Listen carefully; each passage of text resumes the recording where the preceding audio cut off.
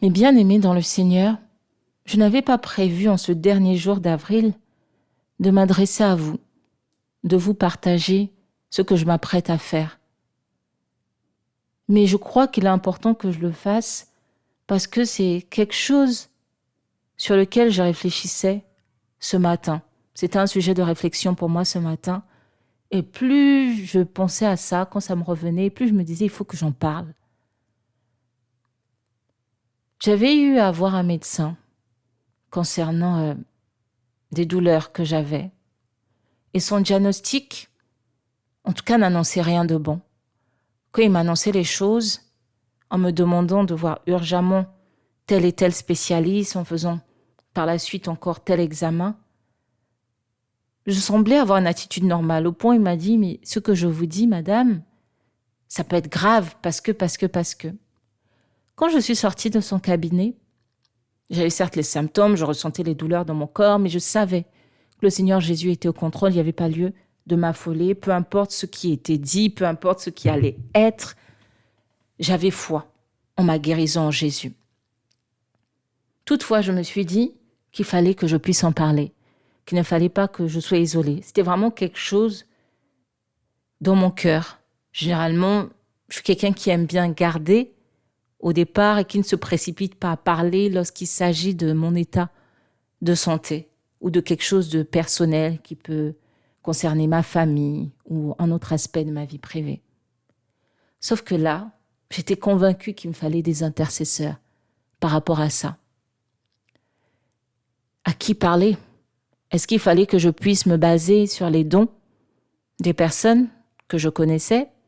Par la grâce de Dieu, j'ai des amis très proches, remplis du Saint-Esprit, que le Seigneur utilise dans la guérison, dans des signes, des prodiges, dans pas mal de choses. Mais est-ce que je devais me baser sur ça? Même si j'étais dans une situation où il me fallait une guérison, je ne me suis pas basée sur ça pour me dire appelle tel. Même quand je pensais à certaines de ces personnes, je n'étais pas en paix. Et je me suis dit non, je ne vais pas en parler, ce n'est pas elle.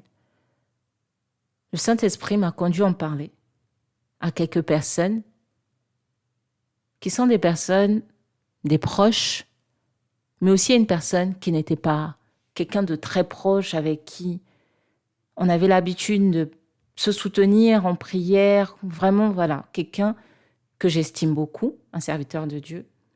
Et donc, j'ai contacté cette personne, je l'ai appelée, elle a eu à manquer mon appel et par la suite, pas le jour même, on a eu à échanger par message.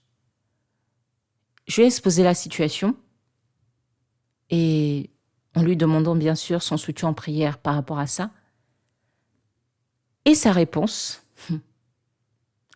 est-ce que tu as parlé de ça à tel serviteur?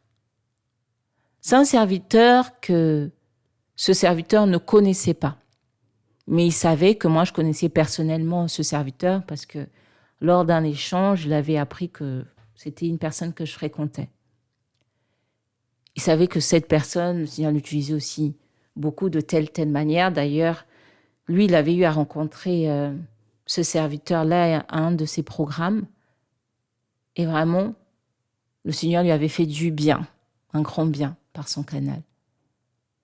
Et donc, moi, je lui ai répondu que non, je n'avais pas contacté cette personne parce que je n'en avais pas la conviction et qu'il y a un nombre restreint de personnes à qui je devais en parler. Depuis, silence radio. Et je me suis dit, mais est-ce que j'ai parlé à la bonne personne? Mais comme je suis convaincue que toute chose concourt pour mon bien et qu'il n'y a rien qui ne se passe en vain, mais que je peux être édifiée d'une manière comme d'une autre dans ma foi, même par rapport à cette situation-là, je me suis mise à réfléchir en quoi cela pouvait m'édifier. Et bien aimé, ça m'a fait réaliser que notre attitude, lorsqu'on nous confie un sujet de prière, est très importante. Pour ma part, si je n'avais pas cette foi ferme que même sans le canal des hommes, Jésus peut intervenir, j'allais avoir ma foi ébranlée. Je ne parle pas par rapport à cette situation-là, mais quand j'ai fait un peu le bilan par rapport aux points que j'en tirais, la réaction des personnes, leur attitude lorsqu'on leur confie certains sujets de prière. Concernant ce frère, je me suis dit, quand même, je t'annonce telle chose qui peut être grave, ce point de vue médical, même si tu as la foi, comme moi, que le Seigneur peut faire un peu d'empathie, un peu de paroles bienveillantes, mais rien. Et c'est pas la première fois que j'avais eu des problèmes de santé, mais je peux vous dire, j'ai vu de la compassion, de la bienveillance, des paroles d'encouragement de la part de professionnels et même d'inconnus lorsqu'elles voyaient mon corps accablé de douleur et comment parfois je peinais même à me déplacer ou à parler. Mon frère, ma sœur, quelle est ton attitude lorsqu'une personne te confie un sujet de prière? Lorsqu'elle te présente une situation grave, est-ce que tu as une attitude qui va faire qu'elle puisse s'affoler? Est-ce que tu as une attitude qui va faire qu'elle soit fortifiée dans sa foi? Est-ce que tu vas la rassurer? Est-ce que tu auras une parole à lui dire? Le but n'est pas de se précipiter à dire quoi que ce soit juste pour faire plaisir à la personne, mais un peu d'empathie, de bienveillance, c'est aussi important.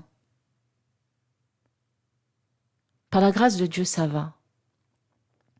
Je loue le Seigneur pour ma santé, qui a été très, très éprouvée ces derniers temps et autrefois. Je lui dis merci pour la victoire et pour les bien-aimés qui m'ont soutenu. Vraiment mes bien-aimés dans le Seigneur.